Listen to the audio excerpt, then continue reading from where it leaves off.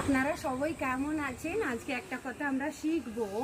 পরাজয়ের দুটি কারণ রয়েছে, সেটা কি আমরা আজকে দেখব।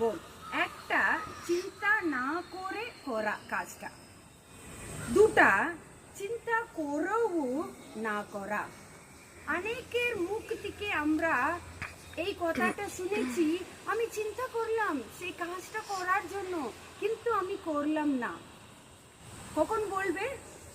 পরাজয়ের হওয়ার পরে এই কথাটা অনেকের মুখ থেকে আমরা শুনেছি। আর একটা কথা, এক টাকা চাক হাজার হাজার জ্ঞান লোক থেকে তৈরি করে। চাকে ইংলিশে বলে চক। তখন 1,00,000 টাকা মোবাইল যে আমাদের হাতে রয়েছে, কোটি কোটি লোকের দৃষ্টি শক্তিকে মুছে দেয়।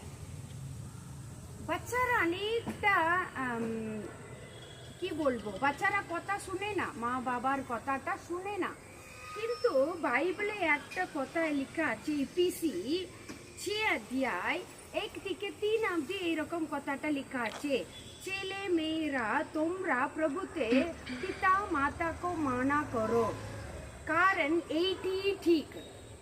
মানে ছেলে মেয়েদেরকে শিখাতে হবে মা পিতা মাতাকে মানা করো, মানে কথাটা শুনো, কথাটা মেনে চলো।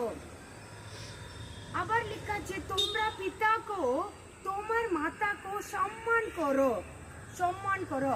এইটা প্রতিজ্ঞানের প্রথম আদেশ। এইটা কি আছে? মাতা সম্মান করো। এখানে অনেক তো দেখছি আমরা মাতা পিতাকে সম্মান করে না, অপমান করে, খারাপ কথা বলে। কিন্তু আমরা ছেলে মেয়েদেরকে ঠিক পথে আমরা নিয়ে চলে আসবো, ওরা আমাদের আদর করবে, মানে সম্মানটা দেবে।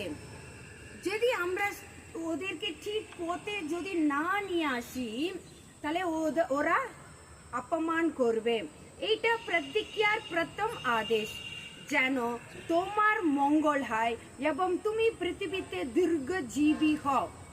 তুমি যদি দীর্ঘজীবী হতে হলে মাতা পিতাকে কি করতে হবে? সম্মান করতে হবে, তোমারই মঙ্গল হবে, তুমি ভালো থাকবে। এটা শিক্ষা ছেলে মেয়েদেরকে দিতে হবে। যা চিন্তা করে না সেই কাজটা করে, যে করতে পারে না সেইটা করে। কিন্তু সেটা আমাদের উপরেই আছে, আমরা ছেলে মেয়েদেরকে কি শিক্ষা দিচ্ছি আজকাল। এখন যদি আমরা ভালো শিক্ষা দেব, ওরা ভালো শিখে নেবে। ফুল পথে নিয়ে যাব, ওরা ফুল পথে চলে যাবে।